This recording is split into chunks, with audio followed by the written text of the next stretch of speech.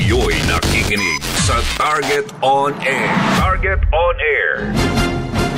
Nako, balik ko tayo mga kaibigan dito po sa tinatalakay natin. At ang ating text line 0927-861-1921. Ako, marami nagtatanong ha. Kanina daw pong SUV yung gumamit po ng exclusive bus lane dyan sa EDSA ha. May mga nagsasabi yan daw ho anak po na isang bilyonaryo ang senador. Nako, may nagbulong nga sa atin ha. Kanino bang Escalade po yun ha? Number 7. Marami yan kumbaga ilan lang po yung natatapat po doon ha. Kailan ba natin huling nakausap si Governor Valera? Mula dyan sa Abra Province ha.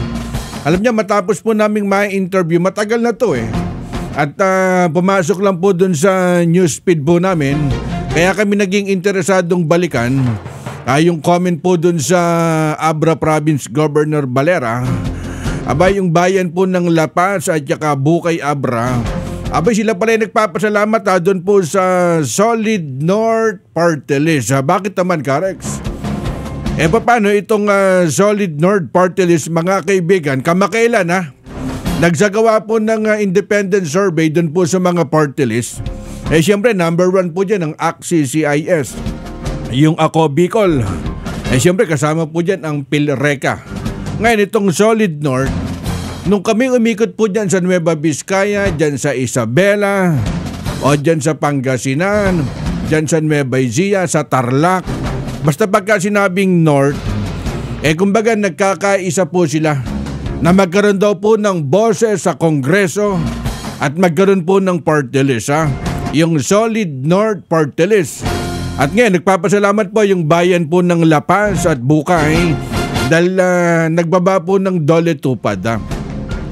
Alam niyo, napakalaking tulong mga kaibigan itong Dole Tupad at ang masigit po nakikinabang ang taong bayan Kaya yung ibinaba po yung tulong ng national government at through initiative po dyan sa Solid North Party List, abay sila po yung nagpapasalamat Kaya dun sa survey mga kaibigan pumapasok po itong Solid North Party List napakagandang balita niyan para po dyan sa taga Norte na magkakaroon po ng panibagong boses dyan sa Kongreso mga kaibigan Ngayon, balikan po natin yung iniwan po natin paksa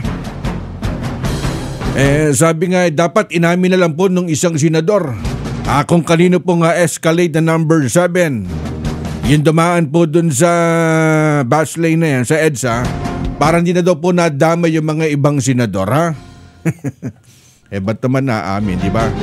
Kumbaga kahiyaan na yun pero kung wala pong impluensya nako, tapos na usapan doon mamaya sikapin natin mga kausap ang hanay po ng Philippine National Police, ang MMDA at saka po ang LTO pagbalik po natin.